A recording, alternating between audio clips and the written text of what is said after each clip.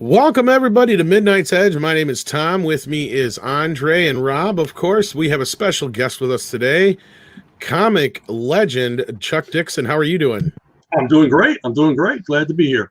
We are very glad to have you here. We've had a lot of miscommunications and issues and tech problems, but we made it. We're here. We're live. I don't think we Okay. lost anybody in the process. It doesn't look like so.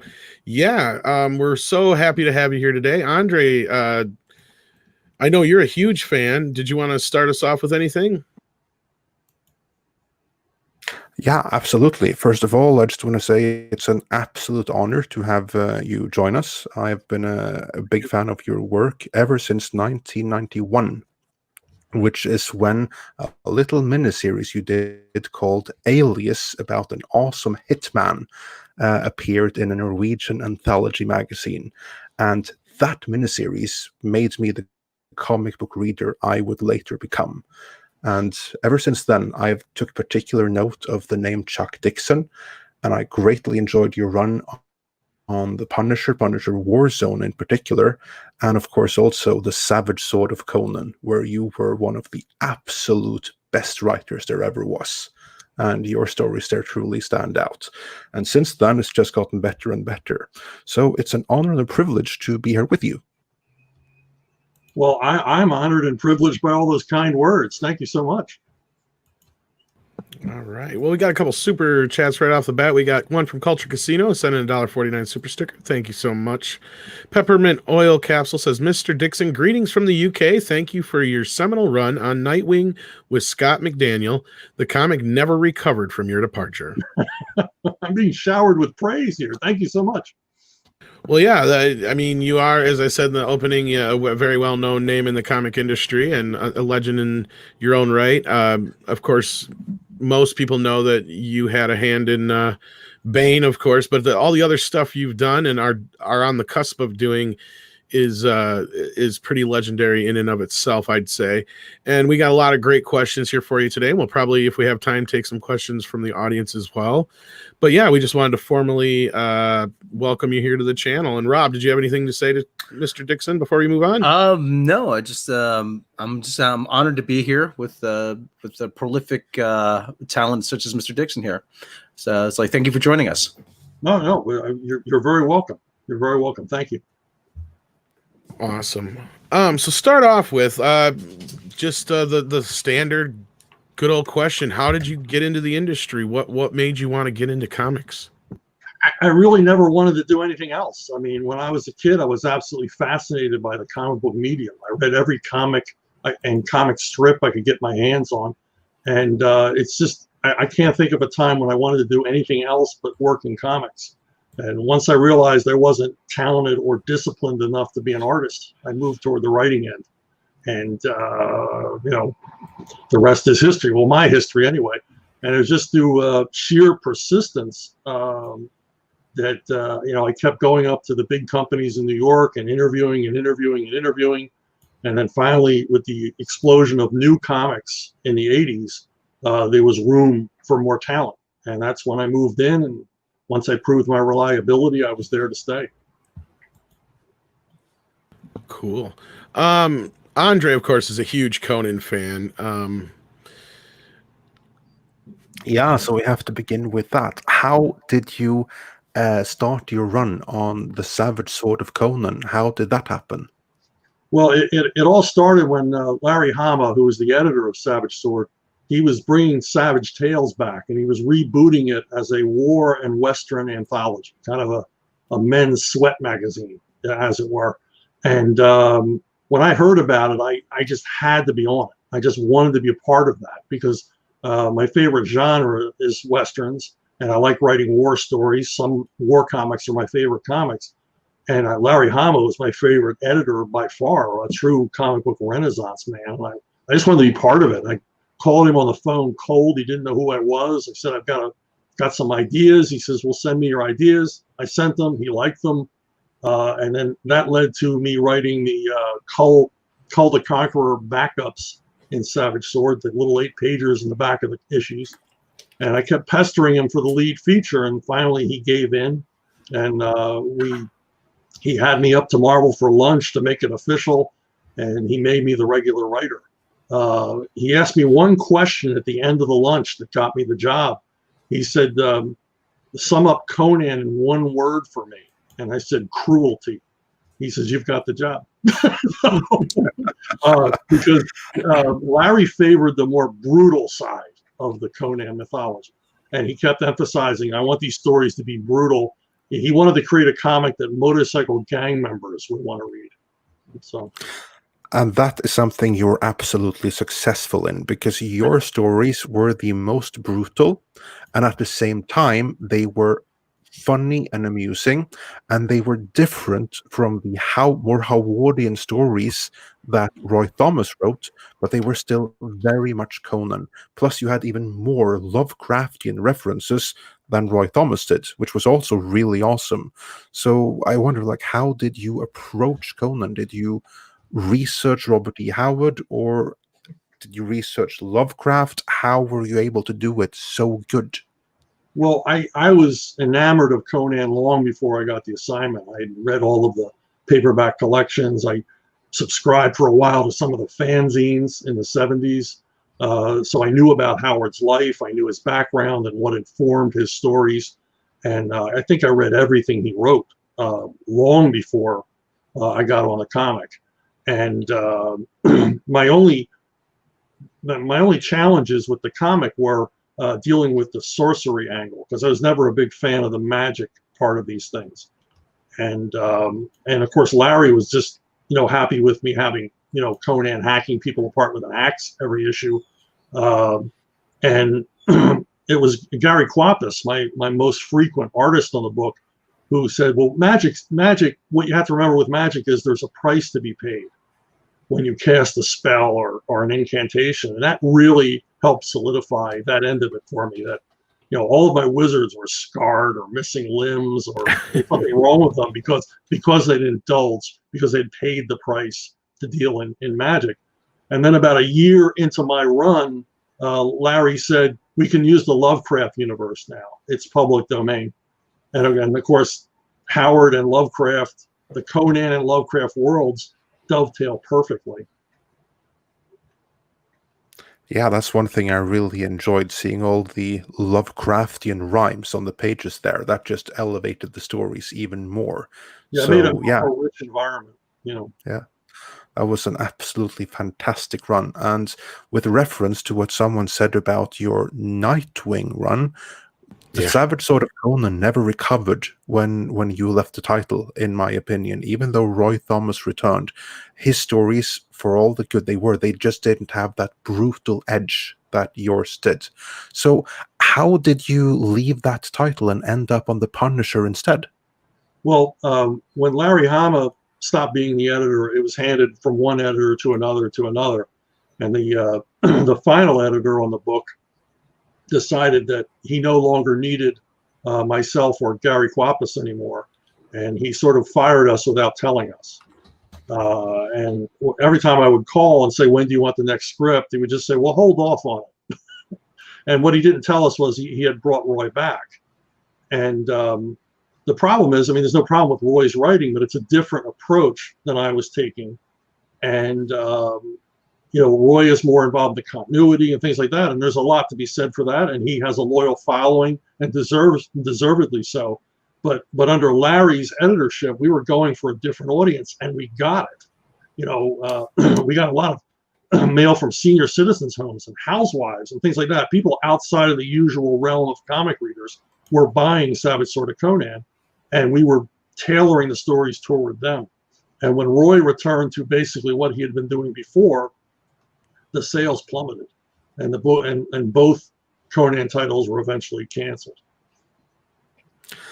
Yeah, he was great, but it would have been better, I think, if the two of you had found a way to work together. But again, that's on the editor. That's not on you. It's not on him. That's on the editorial team that dropped the ball on that. Right. And as a fan, I'm very sorry about that, because the title didn't recover from Roy Thomas leaving until you arrived. That's my opinion there. But that wasn't the end for you at Marvel. On the contrary, that's when you started The Punisher. How did that happen? Well, the Punisher was another character that I pestered the editor, Don Daly, to get on, because I usually didn't campaign the right characters. Usually I was approached by editors, would you like to do this? Would you like to do that? But the Punisher I actively pursued because I just have an affinity for that character. I love that loner, vigilante, sort of gun nut, revenge-driven kind of character.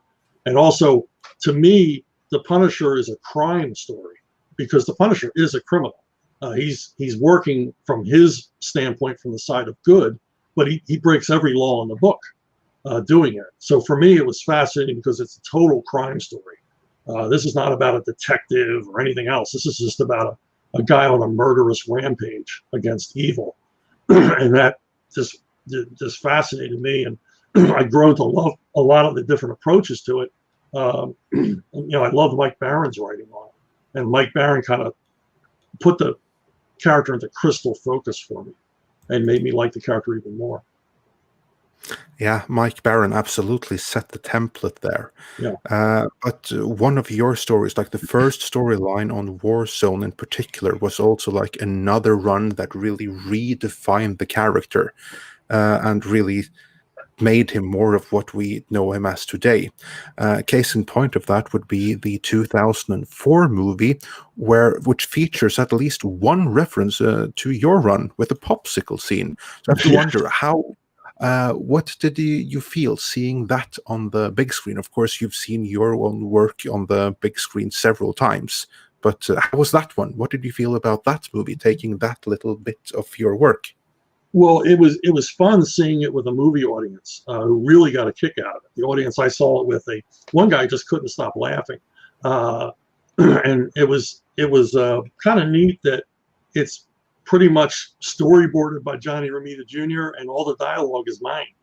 So it really was those pages translated into a movie. What's not so much fun is I didn't see any money from it. I mean, there was no credit or remuneration. The screenwriter credited me in interviews, so that he admitted it. He just stole the sequence out of the comics. But it was fun to see. Yeah, well, we shall at least give you credit for that right now. So anyone that enjoyed the popsicle scene, that is straight from the first storyline of Punisher Warzone, and you should all go check that out because it's one of the best stories ever written pre-Ennis. I saw that question in the comments. What did you think of Garth Ennis' run on the Punisher? That was what really defined him later on. I thought it was a worthy run, and I've met Garth on a number of occasions, and he's told me that I was a big inspiration for his take on the character. And Garth did one thing that I regret not doing. He gave the Punisher a nemesis law enforcement agency, a Javert character to chase him around, who was recurring. And I really, when I saw he did that, I just kicked myself. I was like, why didn't I think of that? That's brilliant. So that his run-ins with the law were consistent. Absolutely. Let's move on now a little bit to your work on DC, because we have a lot of grounds to cover, because there you also did some tremendous work with both Nightwing, Birds of Prey, Batman, and in particular Bane, who's been on the big screen several times. From all your work on DC, what is it that stands out the most to you, both that you wrote at the time and that has maybe resonated the most in pop culture later on? Well, obviously Bane is, probably going to be my signature achievement of my entire career, because he's a household name character now. Everyone knows who he is. He's very popular. He's in every genre imaginable, every medium imaginable. So yeah, he's my big accomplishment. But the thing I think about when I worked at DC was the atmosphere. It was like a creative powerhouse at that time. We had Denny O'Neil as a group editor. He had some awesome guys working under him, Scott, Jordan, and Darren. And it was just as a creator, there was a feeling that they had faith in you and that they were a partner with you to create quality material. Everybody was interested in creating the best comics they could create. And they did everything they could to help us. And also they left us alone when we didn't need the help. And, when we went wrong, they let us know. but it was the best creative atmosphere I've ever worked in my life, and I don't expect it to be recreated anytime soon. Well, you can totally tell on the page that it must have been an incredible atmosphere. Yeah, the proof is right there. Yeah. Yeah. The work speaks for itself, and it's comic book legend. And I agree that certainly from Marvel and DC these days is unlikely to repeat anything like that anytime soon. But we'll get into that. Speaking of the various big screen incarnations, what do you feel about the various times that your work has been adapted? Like Bane, for instance, has been done in live action twice, first in Batman and Robin, and then in The Dark Knight Rises. What did you feel? Who did you feel do it better? Well, he looked great in Batman and Robin. He looked like the comic iteration, but he was played off as a moron, which he's not. And then in the Tom Hardy version, he's intelligent, he's a mastermind, he's a chess player, but in the end, he's a dupe, he's a patsy, which I didn't care for. But Dark Knight Rises made him a household name, which I appreciate. But it's I learned early on in this business, and Denny O'Neil cautioned me about this early on. He says, when you're dealing with Hollywood, you just have to harden your heart, And so I just remind myself that the comic book work is eternal. It's there. If you want to see the real Bane, he's always there on the comic book pages. And what a run it was, I might also add. Like, that's what I think is so incredible with your work, that your run is one of the best runs that ever was for 3 separate characters, for Conan, the Punisher, and Batman.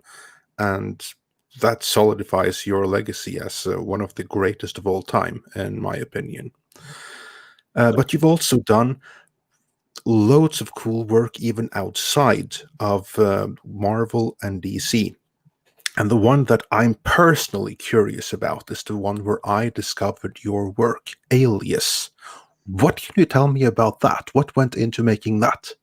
Well, it was a small company out of Chicago called Now Comics, and they were throwing a lot of work my way. And this was when I was basically taking any job that came down the pike. I've always been freelance, but there were a lot of independent companies. There were a lot of people throwing work my way, and they came up with an interesting concept about a hitman who's actually a serial killer.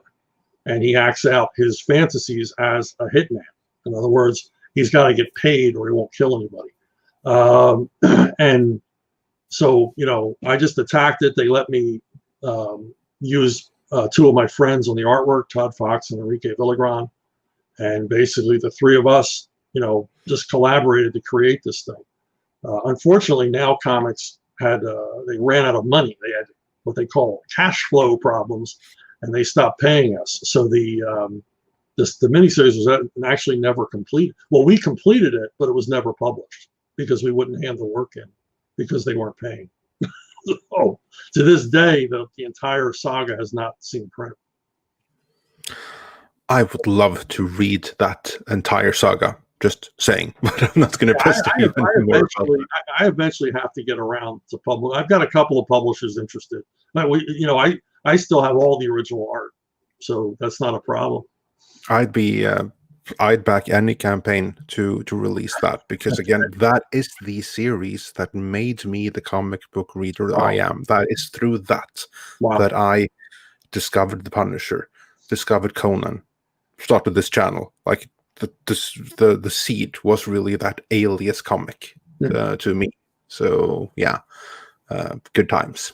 But we also saw but you also worked with someone else, another really, really underrated publisher that was making waves in the early 2000s, sadly not enough to manage, and that is CrossGen. And Eric Kelly sent us a comment here.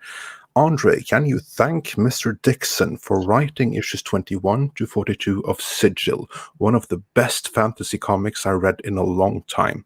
I agree, Sigil was amazing, especially your run on it. What can you tell us about your run on CrossGen?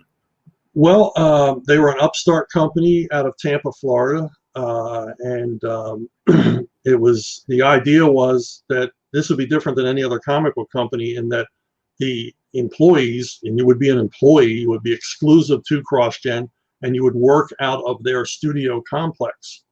And so you would be on site with writers, pencilers, colorists, letters, inkers, everybody. Your entire creative staff would be there with you. And there would be no editors. There would be manager overseers, on an administrative end, but you would not have any editors. And the writers would basically serve as de facto editors on their own books. And I said yes to it because just the creative possibilities alone were amazing. And though I was only there maybe 2.5 years before it folded, it was an incredible experience. I would do it again tomorrow. Unfortunately, nobody's ever going to do it again because it was an expensive proposition and it failed. But to get to work with right there with my artists and everybody and see the whole process done and every step of the way, everyone had a say in it. It was just an amazing, amazing time. And we had an incredible group. Mark Alessi, who founded the company, I told him many, many times, I said, you are really lucky because you hired the best. You didn't know you were hiring the best because you can look at a person's art, but that doesn't tell you if they can meet a deadline or how dedicated they are or how earnest they are. I said, but everybody you hired was all of those things. They were reliable, they were good, and they were really into their work and very serious about their work. And, you can see the result. The books are gorgeous. We changed how comic books look in America. Absolutely. Again, the work speaks for itself, and the output of CrossGen was, in a word, incredible. And it's such an incredible shame that not sufficient audiences picked up on it to conclude the storyline. And so it kind of got forgotten, and that's a tragedy. Yeah.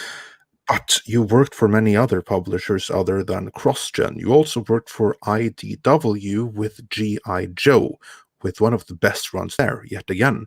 How did that come about, your work for IDW and G.I. Joe?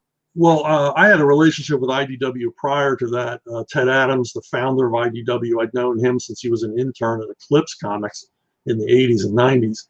And when I heard that they had gotten the G.I. Joe franchise and were planning a number of books, I contacted him and I said, look, if you need help, I know Larry Hama is going to be doing writing, of course, but if you ever need any help on those books, and he said, don't worry, you're number one on our list. So they did contact me and they gave me my own title, which I was really thrilled about. And Larry Hama was, he gave me his blessing, which meant, everything to me. And it was a lot of fun. I mean, I liked the characters back when Larry was doing it, when he was my editor and I was reading the books back at Marvel. And I was conversant with the characters, and I love military themes, and I love the high action. And all I did basically was a very soft reboot of Larry's universe. And really all it was that when Larry first did the G.I. Joe books, he was tied to the toys. So as they released different toys, he would have to include them in his stories and write stories where those toys are the center. And as they introduced new characters, he would have to put those characters forward in the comic. Because in a way, the comics were a commercial or an advertisement for the toys themselves. And he did an incredible job given those constrictions. It's the best toy tie-in comic ever written, bar none. It's far better than any toy and tie-in comic ever deserved to be. But I wasn't tied to those restrictions. I had basically Larry's entire universe to play in as I wanted to. So I was free to dramatize the stories any way that I saw fit. So really, that's the only difference between my run and Larry's. Yeah, and they were both great runs, which I know fans appreciated immensely, that you could carry on the mantle, as it were, for a new generation. And even I, who's not American, really appreciate those stories because they're simply great stories. And about that, Because where I'm from, superheroes generally aren't all that big. But there is one superhero, for lack of a better term, that really captured the imagination of the entire populace in the Nordic countries, and that would be the Phantom. So imagine my surprise when I learned, oh, Chuck Dixon is writing the Phantom for Moonstone. How did that come about? And how familiar were you with Lee Falk's The Phantom before then? Well, I was somewhat familiar from reading the newspaper strips when I was a kid, but the Phantom is not as popular here in the United States as he is in a lot of other countries. So I wasn't exposed to that much Phantom material. But my buddy Graham Nolan, who worked with me a lot on Batman and co-created Bane with me, is an enormous Phantom fan.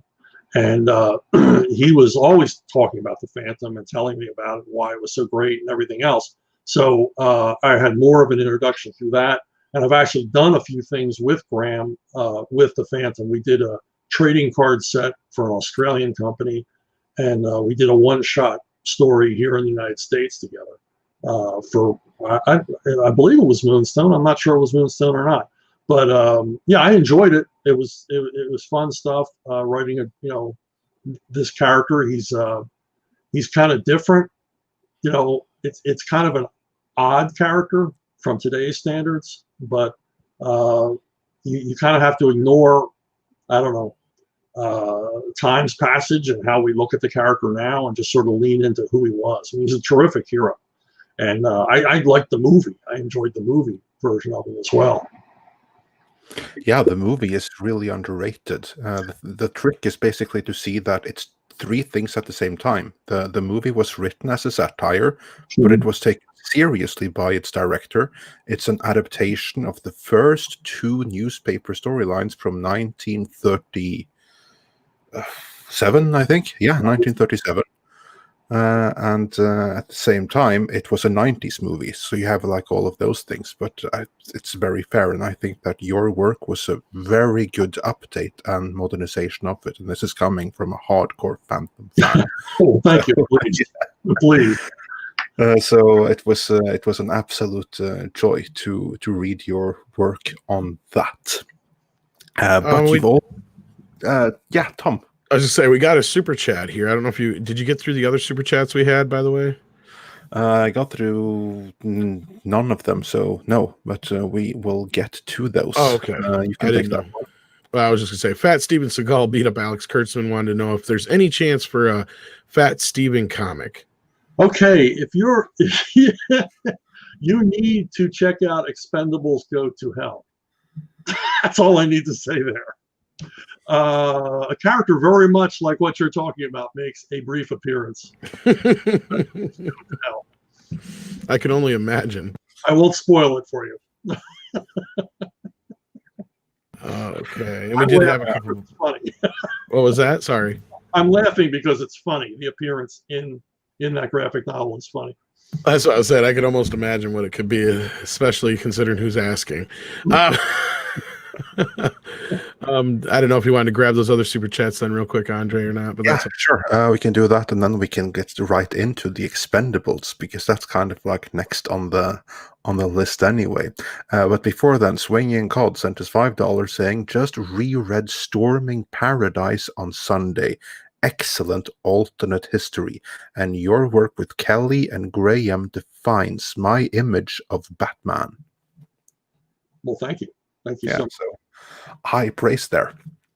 But let's get into someone that is real life Batman, I guess, namely Sylvester Stallone. And because you've worked a little bit together, haven't you?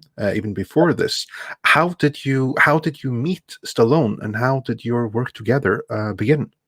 Well, I was asked to do a prequel to the first Expendables movie at Dynamite Comics. They had gotten a license, and I hadn't seen the movie. It wasn't out yet. The only thing that existed for me to see was the screenplay, which is very different from the film. But I liked the screenplay. Stallone wrote the screenplay. I liked the screenplay mostly because of the way the characters talked to each other. They had this shared patois, this shared common language with each other because they all knew each other so well. The way close friends especially close friends who've been through dire situations, will develop this gallows sense of humor and this shorthand way of talking.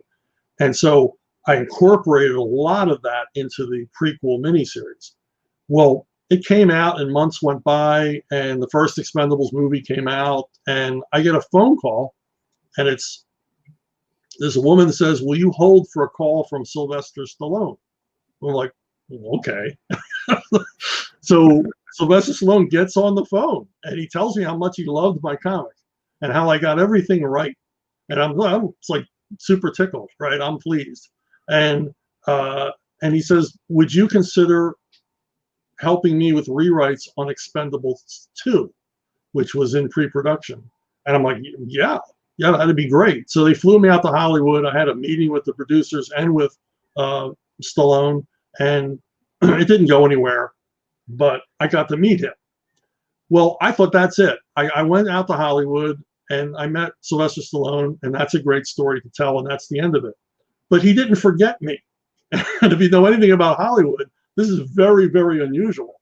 I'm nobody to him. I'm just another guy from Philadelphia, and he kept calling me, and he got me work at Lionsgate doing some web content. He got me a job writing dialogue for an Expendables video game. And then he would call me every once in a while as Expendables movie projects came up. Finally, they were talking about Expendables 4. And he called and he was talking to me about it. And he says, the movie I really want to make is called Expendables Go to Hell. And I said, well, what's that about? And he says, well, the Expendables die, they go to hell, and they fight Satan. And I said, you're never going to get that movie greenlit. And I said, but that would make a great comic book. And so eventually I got Richard Meyer, who's the world's biggest Expendables fan, involved. And Sylvester Stallone gave us his blessing. He had the graphic novel rights. And we created this thing, based off of his basic plot line. And it's at the printers now and should be in the hands of crowdfunding subscribers soon. But it was a lot of fun to work on. Yeah, fantastic. I can imagine. It looks really, really cool. So I look forward to reading that myself. And it's also so cool because Stallone, he's a great writer in his own right. He is so underrated, but he's a great filmmaker and a better writer. So did you work together with him at some point, kind of sparring with ideas, coming up with story pitches? Yeah, basically, it was just talking back and forth. The first time I talked to him on the phone, within 5 minutes, I kind of forgot it was Sylvester Stallone, and I'm just talking to another writer because, there was just this free flow of ideas. When we had the production meeting, we were completing each other's sentences to the producers. So we've got a fantastic working relationship. I think because we have the same approach to the work, we're of the same mindset about what makes an entertaining action film or an action story of any kind. Excellent. Let's move on to one of your upcoming projects, which also looks very exciting, namely Black Tide Rising. What can you tell us about that? Well, Black Tide Rising is a graphic novel based on a series of novels by John Ringo, and they're post-apocalyptic adventure stories with a lot of science. I think John cringes when it's referred to as a zombie story, but it fits into the zombie genre, even though it's not specifically a zombie story. You do have mad, ravenous, murderous crowds of crazy people trying to kill everybody, but that's because of this virus. The story is even more relevant today than it was when John wrote it, because it's about a worldwide pandemic that creates, basically turns people into homicidal maniacs.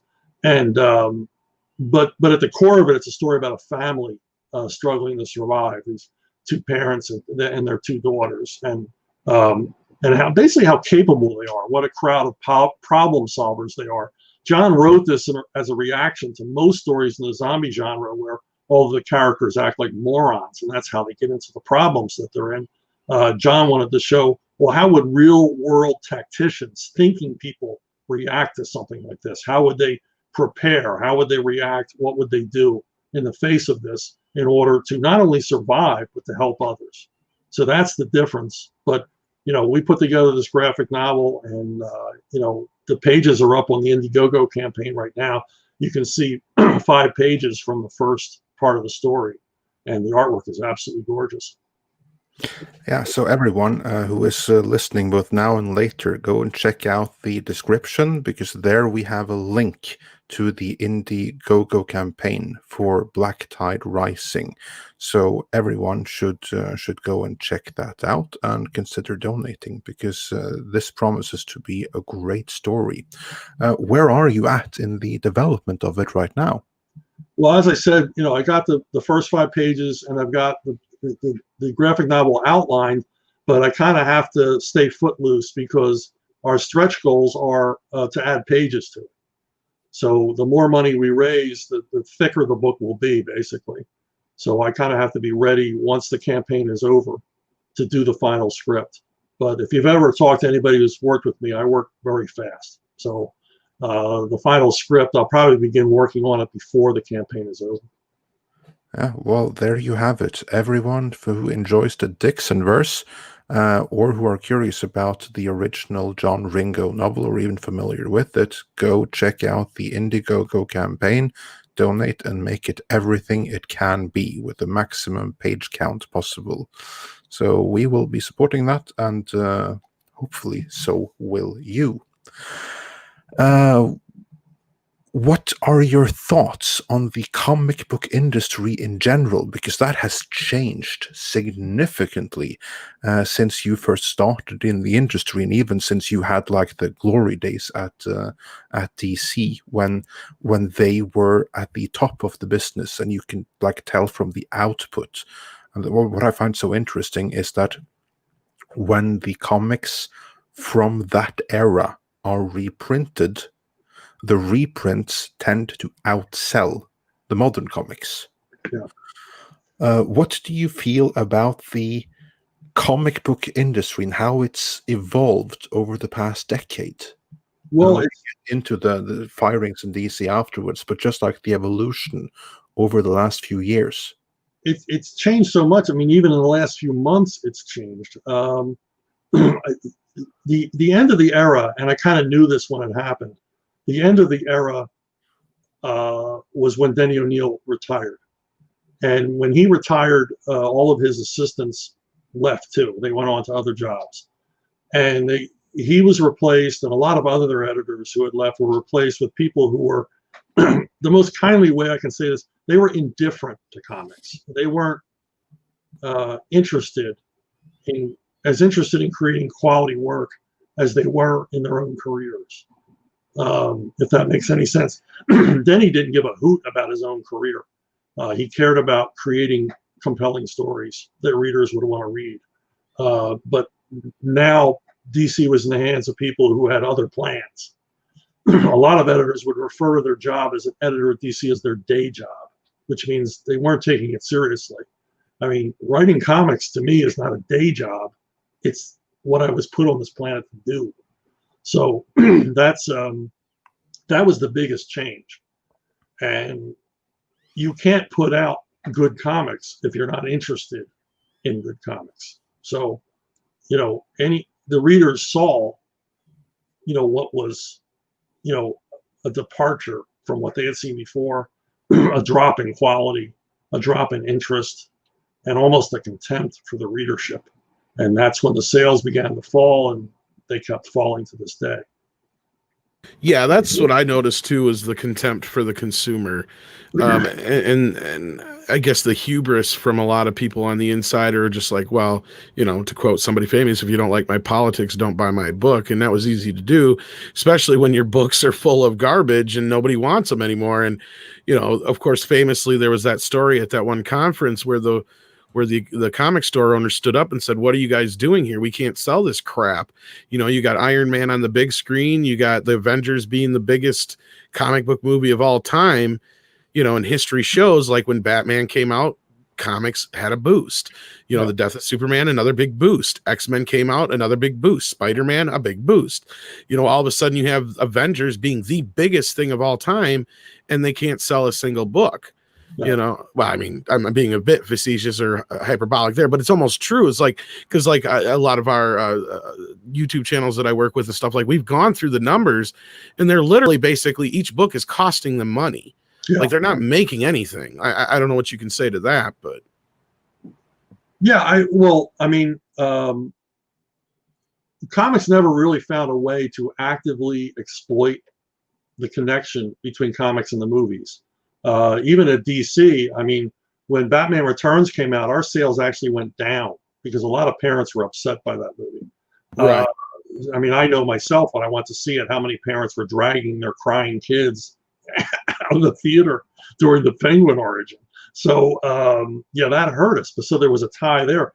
But they've never found a way to make that connection. And it seems like they almost run away from that connection. I mean, Avengers is the hottest thing going, and Iron Man is the hottest character in it. And what does Marvel do? They kill Tony Stark. I mean, it makes no sense whatsoever. They don't create comics that look more like the movies. They don't create comics that have the same feel as the movies. And it's really weird because the movies seem more true to the core of Marvel than the comics were at that point. And, you know, as I said, they showed contempt for the readers. And you referenced different convention appearances and online postings where they have open contempt for the readers. You know, where you're too stupid to understand what I'm doing. And it's like, whoa, how do you, you know, the readers, the fans, they're our lifeblood. We have to respond to them. We have to listen to what they want. And they're right. You know why they're right? Because they put the money down. So they're right. You have to do books that please them. You have to listen to your audience. You know, I don't know if you're a fan of Star Trek at all, but we've been saying the same exact thing about Star Trek that you just said about comics. People making Star Trek, people making comics for people who don't like comics, making comics for people who don't like comics, and we've said the same exact thing about that as well. Well, the thing with Star Trek is, I mean, with the second movie, I read the producers blame the fact that the first movie didn't become a blockbuster hit on basically the fact there was too much Star Trek in the movie. And they identified all the elements of Star Trek that the public didn't care for, I mean, outside of Trek fans, and they eliminated that from the second film. Consequently, there's nothing in the second film that even feels like a Star Trek movie. And their excuse is, well, overseas audiences aren't as enamored of Star Trek as American audiences. We're trying to appeal to them. My answer to that would be cut the budget in half and make a Star Trek movie for Americans, a movie we actually want to see. And it would have been more, obviously would have been more profitable and would have been more successful. Which is kind of where they're getting there. An audience that doesn't exist. And as a representative of the international audience, that is incidentally the way to appeal to international audiences, not by dumbing it down. Because I can give you the exact reasons why Star Trek isn't as big internationally as it is in the stateside, and that's very easily to overcome. You just need quality product. Quality product will make international audiences Star Trek fans too, the ones that aren't already. And there is a significant international fan base for Star Trek as well. I happen to be among them. So yeah, but these guys currently running the franchises, they don't understand that at all. Well, I want to expand that question, or at least that sentiment anyway. Beyond Star Trek, do you see this kind of creeping into film? I mean, we know it's been in a lot of films, but even in areas like you just mentioned, like Marvel's doing so great on the big screen, now it's almost like the next phase we're moving into. A lot of people are not as excited as they had been. I mean, of course, with Endgame and Infinity, where they kind of had reached this pinnacle. But do you feel like that movies and television are kind of the next plateau to feel the same effect that comic books have? Or do you think that's just well, yeah, I see the movie at Marvel. They're going off in a wrong direction. The strength, as I said before, of the Marvel movies over the DC movies is that Marvel always respected the core of the property, the source material. And now they're moving away from that and actually starting to actively include characters of more recent creation that there is simply no audience for. There's no proven comic book audience for these characters, and there's not going to be a movie audience for these characters. They're not legacy characters that anybody grew up on. And that's the key when you're making these PG-13 action films, are the parents going to want to take the kids to see it? And if it's a character the parents don't recognize or aren't interested in, they're not going to. I mean, we're eventually going to see this wear down. And when you say, well, Endgame was the pinnacle, what do you do after that? I don't think Stan Lee and Jack Kirby sat around worrying about what they were going to come up with next. They just came up with something next. How are we going to top Doctor Doom? Galactus. How are we going to top Galactus? Mangog. We're going to come up with crazier and crazier ideas. And the thing is that the Marvel movies haven't even begun to mine all of that material. No, I'm still waiting for your run on the Punisher on the big screen. So there's even some way to go there. You and me both. So yeah, but here's the thing, though, that they cannot continue doing this audience and consumer hostile practice forever, as indeed we saw with DC just 2 weeks ago when the DC bloodbath, as it has come to be known, was announced, with them firing most of their editorial staff, including Dan DiDio. And that is something someone in the comments asked for your reaction to. Well, I mean, it's been a long time coming, because usually in business, when someone fails over and over and over again, you replace them. And in comics, it was even stranger, because they would announce a new reboot, a new relaunch. We're going to start this over. We're going to go back to zero. We're going to do that. And he did it over and over and over again. The problem is it was the same 5 people doing it. And it's like, well, if it didn't work the first time, what makes you think it's going to work the 8th? Why don't you, for example, when they did the New 52 and it ultimately failed, what they should have done was hand out those 52 books to 52 different, reliable, creative teams and let them go in whatever direction they wanted to go in, instead of micromanaging and overseeing the whole thing by committee, sort of corporate approach that they had.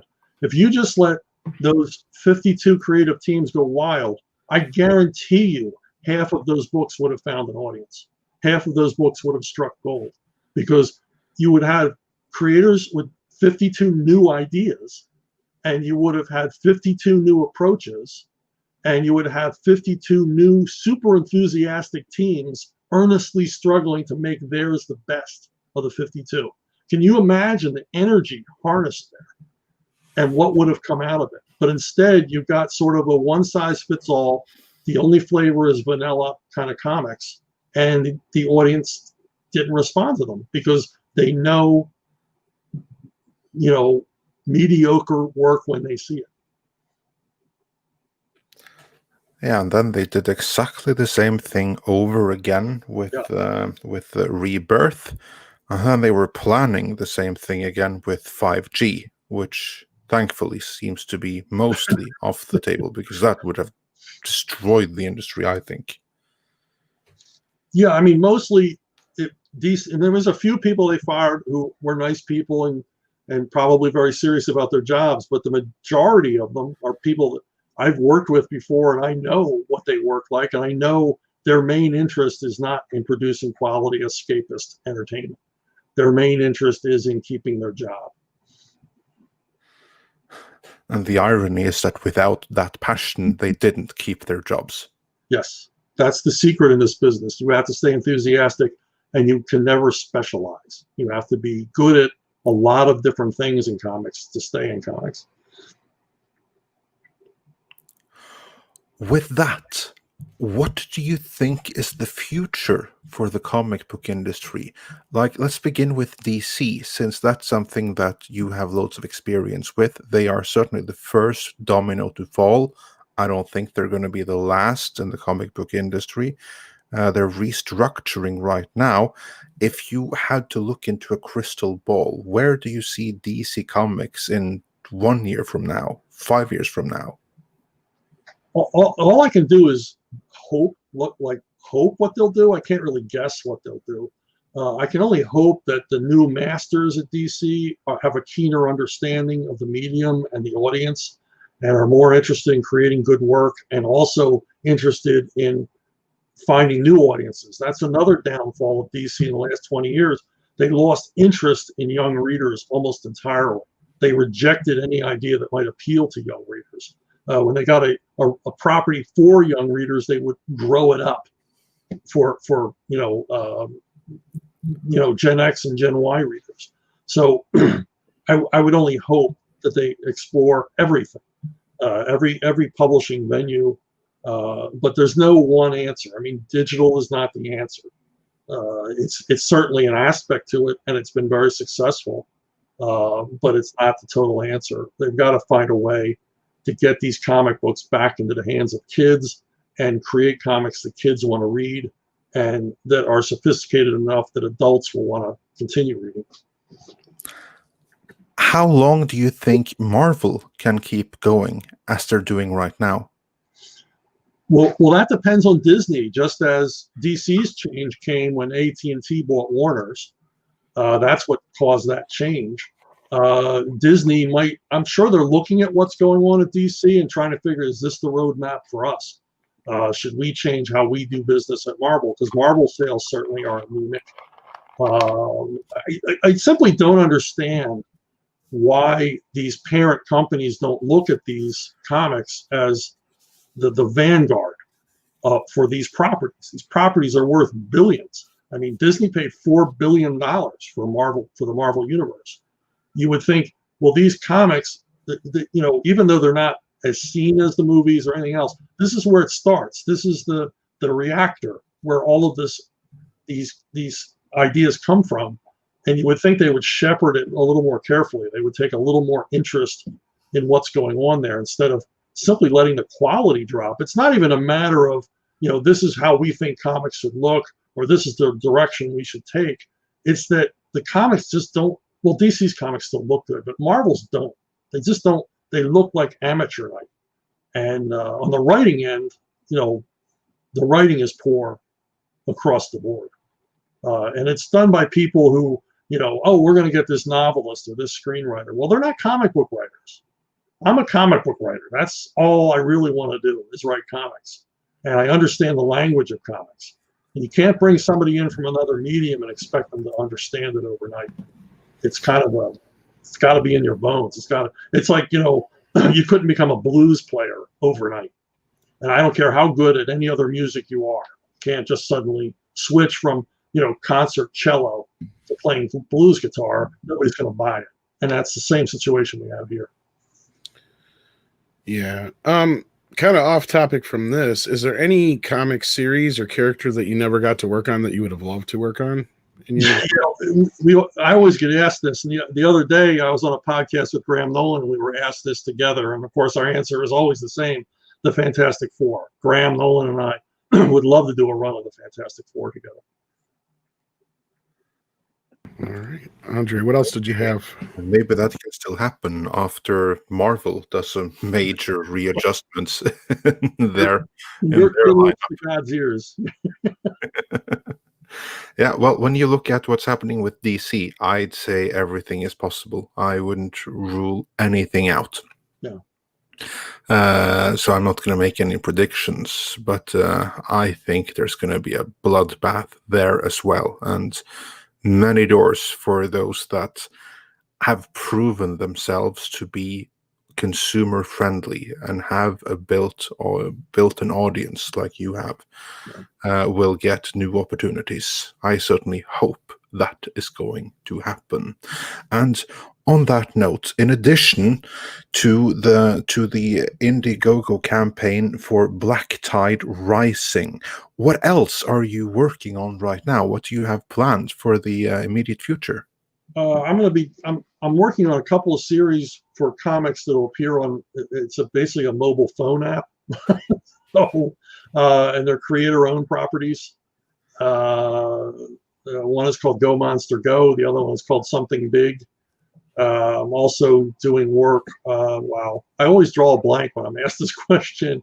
I'm working with Richard Meyer on a graphic novel called Escape Pod. And just numerous other properties. And in a couple of weeks, I'm going to start another novel. So that's Very cool.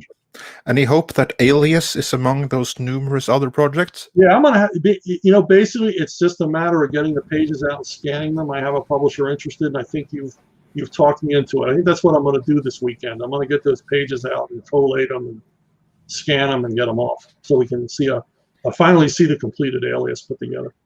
See, Andre, we do make a difference. There you go. Difference. That will fulfill my childhood dream, basically. Well, I'm gonna do it just for you. That's much appreciated. Todd Paulette sends in $5, says, will we ever see a new Alien Legion? Every once in a while, Carl Potts gives me a call. You want to write another one? And I always say yes. So I don't know, whatever. It's his property, whatever he puts together. I'm always there for him. Excellent. And Joe Neutrino says, I'm looking forward to Expendables. I just bought that myself while we were talking before. So there you go. And Diego Flores sends in a 20 Peruvian souls. Says, a question for Mr. Dixon. What is your opinion on novelists who dedicated in IPs, like 40K entering comics as authors of a story? Is it possible to have a smooth transition, or is it case-by-case basis? Well, speaking of someone who's gone the other way from comics to prose, you kind of have to know the language of comics. I mean, it was hard for me at first to write prose because, it's a different mindset. It's a different readership. There's different expectations. There's certainly a higher level of vocabulary and artful description, things like that. But, I'm not as comfortable writing prose as I am writing comics. Comics is like in my DNA. But, I enjoy writing prose now. But going the other way might be a little more difficult because we've all read prose, we've all read novels, so we're all conversant with it. And you could read comics, but reading comics isn't enough. You kind of have to study them. It's like, well, why is this page like this, and why is this panel like this? And you have to, when I was a kid, I would read over the same stories over and over and over again, studying every panel. So why did they choose this angle? Why are the panels in this order? Why did they color it this way? And looking for these answers. And in so doing, I learned the language of comics, and it really is a language. It's all its own. And that's the problem, is you can hire someone who's very, very good at prose, a best-selling author or whatever, and they just don't have the chops. And there's nobody to teach them. Back in the day, Denny brought in some novelists to work, but Denny worked with them and taught them about establishment panels and page turn panels and the values of a splash page and things like that. So that they basically got a very quick 101 on comics writing. But today, they just bring them in cold and let them do whatever they want. And a big problem is, coming from being like New York Times best-selling authors and things like that, they have a contempt for the medium. And you can't write anything or do anything well if you have contempt for it. All right. We did have a few more questions in the chat, Andre, if you wanted to grab them real quick. Yes, certainly. Vincinger G, and I may have completely butchered that pronunciation, asked, a question for Mr. Dixon. How do you feel about manga outselling American comics? Well, it certainly makes sense, because manga comics are more generalized. They're not all superhero comics. They're not all horror comics. There's a manga comic about almost any subject you can think about. I mean, one of my favorite mangas is about a family of deep sea fishermen. You're never going to see an American comic about that. And, there's comics about baseball, about golf. I mean, not in the United States necessarily, but there is in Japan. But they're more, there's a more ready audience for them here, because they're better crafted for the most part. Manga is very different from American comics, but it's still basically graphic medium, page turning thing. And I think that's the biggest difference, is manga creators rely on you to keep turning those pages. And I don't think American comics think about that as much. I certainly do, but I don't think a lot of American comic creators think about drawing the reader in and engaging them and keeping them reading. And manga certainly does that. All right. Slithering Peanut wants to know how He wants to learn how to script for a comic. Well, I have a website, chuckdixon.net. It's pretty easy to remember. And if you go there, there's samples of scripts, and there's quite a few essays on writing comics. I don't necessarily write how-tos. I basically just say how I do it. And, that's how you learn. You learn how other people who've done it do it. And so if you go to the website, you'll see a lot of examples of full scripts, which is how I write. Here's one about the Expendables. Love the Expendables. Do you feel it fits being fantasy while Expendables is more action oriented? Well, trust me, this is an action-oriented story. It's a basically what the Expendables find out is that war isn't hell. Hell is war, and hell is a constant, enormous, eternal, endless battlefield in which they are soldiers. It's basically their version of hell is Valhalla. They fight, they die, they live to fight again, and yeah, it's a crazy idea, as Graham Nolan refers to it. It's gonzo. But Sly was so serious about it when he talked to me about it that I got kind of wrapped up in his enthusiasm. And I think you'll have a lot of fun with it. The most fun for me was all the historical figures that the Expendables run into among the damned. That's funny, because I was just going to compare it to like how Bill and Ted's Excellent Adventure went to Bogus Journey with just the gonzo-ness of it. And I want to see this Expendables go to hell now so badly.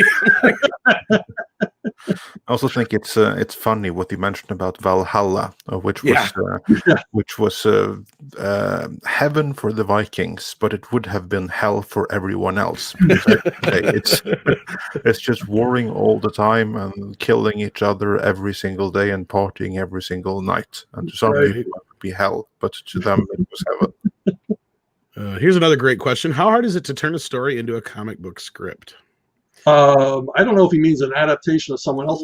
Let's just say it's an adaptation of like Huck Finn, for instance. Well, you have to go in. It depends on the length they allow you. When I did The Hobbit, I was allowed a very cruel. Or there's a better one, yeah. Yeah, I was allowed a very cruel length. I mean, there was no room. There was no real estate to tell that story as fully as it should have been told. I mean, I had to leave out my favorite character, Bjorn, because there was no room for him. So yeah, you got to go in. You usually have to read the material multiple times. And my paperback copy of The Hobbit looks like it had been in a prison library. It was so dog-eared and written in, as I tried to map out and block out what scenes were important and what I could leave behind. So I'm called on to do the adaptation work, but my part in it is just to turn it into comics. It's not to change the work, replace the work. So I try to remain as true as I can to the material. I've always been an invisible hand writer, especially on adapted work. I bet it really pissed you off when you found out that Peter Jackson got to do 3 movies out of one book. 3 movies. 3. And he just invents stuff. Wow. I'm still mad at him for leaving out in Lord of the Rings Samwise's wish to see elephants. I thought that was the most touching scene in all of the Lord of the Rings movies. He wished to see an elephant. There you go. Did you have a couple more questions you want to grab out of the chat, Andre? Or yeah, Eric Kelly had one for you. He wanted me to ask you if you're going to hit the convention scene after the Beer Bug, which is the YouTube name, the approved YouTube name for the current pandemic, because we can't actually say it because free speech is a thing of the past. Yeah, I'm not much of a convention goer in recent years, not for any reasons. Just I'm busy. I generally only go to ones that I can get to in my car in one day and get home. So I was going to do the Tampa Bay Con, but it was canceled. So I'll leave my schedule open. I don't know, but don't expect to see me at a lot of conventions anytime soon. Then I have a follow-up question, which I just know someone out there will be wondering. If someone wants a signed copy of your work, how would they go about obtaining that if you won't go to many conventions? They can email me. They can email me at it's brunobookstore@gmail.com. It's Bruno, the name Bruno, bookstore @gmail.com, and then I'll arrange, they can mail it to me, I'll sign it and mail it back. Excellent. I'll be sure to put that in the description for anyone wondering. Thank you. Let's see if there are some other excellent question here before we wrap up. I like this one here. How hard was it to adapt Ringo's Black Tide into books? And that ties into one of the reasons we're here. There's a lot of science. There's a lot of exposition in there, which is fascinating to read his prose. John is really, really good at imparting information that would be dry in anyone else's hands in a very compelling way. And he's a lot like Michael Crichton in that way. Things that would bore you to death in a science class, he makes edge of the seat. That's very hard to translate into comics. And that's the challenge, is how much of that can I include and how much of it am I going to have to leave behind? And as I said before, my job is not to replace those books. I mean, if you read the graphic novels, they should make you want to go read the books, and you should. But my job is to impart the spirit and the core through story of the book. So yeah, the hardest part of it are those scenes that just simply don't work in comics. But other than that, I mean, his visuals are fantastic, and he writes a story that very, very well lends itself to comics. So I have no problems with that. It's just I want to get the science right. I want to do it to justice, but I can't have 6 pages of people talking. I just can't do it. Right. All right. We did have a super chat from whoops, and then I just lost the screen here, so I'll just take it. Yeah, but I have this the super chat if you don't. Fat Steven Seagal. He has a great one. Fat Steven wants a signed Fat Steven. And, he's become his own legend in his own mind, I think, at this point. And now you know how to get it. And then we got Diego sent us some more Peruvian souls and asks, any IP you would love to turn into a comic or graphic novel that currently has no adaptation? Well, I guess I'd have to go to my favorite books. A few years ago, when IDW was doing Richard Stark's Parker novels with Darwin Cook, I proposed doing Donald Westlake, who is Richard Stark, or was Richard Stark. I proposed doing his John Dortmunder novels as well. They're comedy caper novels, and I'd still like to do that. And another character I'd love to do in comics would be Flashman, George MacDonald Fraser's Victorian anti-hero. I think they would make awesome graphic novels. Excellent. And Peppermint Oil Capsule sent us to British pounds asking, why the split from Nightwing? It was the best run ever. Well, my departure to CrossGen. I left DC and left all those books behind, unfortunately. But, the split really was going to happen anyway, because the new editors at DC were basically losing interest in me. And I kind of felt my clock was running out, which is one of the reasons I went to CrossGen.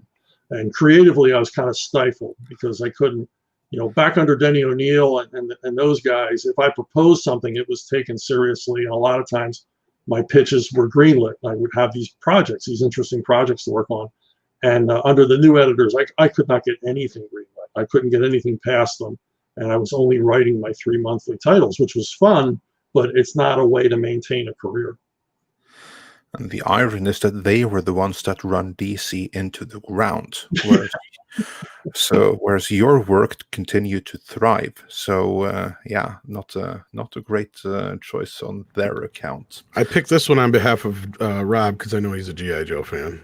In your run on G.I. Joe, what attracted you to the characters you used, like Chuckles and Chameleon? Sorry. Actually, Chuckles and Chameleon, they were in the Cobra book, which I didn't write. That was Mike Costa. I didn't use either of those characters, but the characters I did like. It's funny when you're writing something, you think, I really think this character is cool, and then when you begin writing it, all of a sudden you're drawn to this character you never really thought a lot about before. And one of the characters I was really drawn to was Scarlet, I really like Scarlet, and it's like when I wrote the Simpsons comics, I was drawn to Lisa. Lisa became my favorite character to write, but Scarlet, because she's one of the boys, but she still retains her femininity, and then of course her unrequited love for Snake Eyes kind of makes her a little bit of a tragic character. So I found myself more and more including her in stories. Excellent. And Swinging Cod wonders, any more work with Steranko planned? My Airboy 50 could use some company. No, not really. I mean, Jim doesn't do any more comic work. And that cover is actually the pencil version of a cover of a poster that had been done many, many years before during my initial run on Airboy. So, best wishes to Jim, but no, I don't see us working together anytime soon. And one final question from Eric Kelly, who wondered, are there any comic books or books that you recommend that aren't in the mainstream? My favorite title, I always get this question about current comics, and my favorite title right now, because I usually don't read a lot of current comics, mostly because so much great stuff's being reprinted. It's, but my favorite current comic book is called Nora's Saga, and it's from a new company called Allegiance Comics, and they're only for sale in Walmarts here in the United States. They have an exclusive deal with Walmart, and you can buy them online. But Nora's Saga is a simply brilliantly told, brilliantly written story, and it's an all-ages story, and the artwork is absolutely gorgeous. And the story is super compelling. The characters are all lovable. It's only up to its second issue, and I'm absolutely fascinated with it. And it's basically about a young girl who either is transported back to the time of the Vikings or dreams that she's being transported back to the time of Vikings. It's not clear yet in the series, but it's just an amazing. It's got action. It's got humor. It's just a terrific series. If you find it, it's strange to tell comic fans to go to Walmart.com, but check it out. Nora's Saga. Very interesting. I will certainly do that. And with that, Tom, do you see any more questions, or are we? Surprisingly, we've got the most people we've had watching the whole time, but I think we've caught up on most of the questions that here's no, that's not a question. No, I think we're caught up on questions. I think we're good. I really want to thank everybody for tuning in. It's been amazing to see everybody here. It looks like we may have got a few backers for your book, so that's always a good thing. And of course, it's been nothing but an honor to have you on the channel as always. Thank you so much for being here, Mr. Dixon. Oh no, this has been a lot of fun. You guys have been absolutely fantastic. I loved all the questions, and I feel loved. What can I say? Well, here's the thing, that you are passionate about what you do, and the love that you put into your work is something that people notice. And then, of course, we will shower that love right back to you, as is well earned, because your career and everything that you have done because of that passion, because like I love my Punisher, I love my Conan, and you are among the absolute best writers to ever work on either of them, and I think that's pretty incredible. And not just that, but everything else you've done. So it's an absolute honor to be able to talk with you and to have you join us here on the show. Well, I'm going to be impossible to live with at dinner tonight. Getting a lot of love in chat, yeah. So we're so happy to have had you here. It was really a lot of fun. I appreciate it. Absolutely. And everyone, check out Black Tide Rising and go and support that project. That's in the description. The email for where people can contact you for signed comics will also be put in the description. With that, thanks for your time. It's been an absolute blast and an honor. Thank you so much. It's been a pleasure. Rob, anything to say before we go?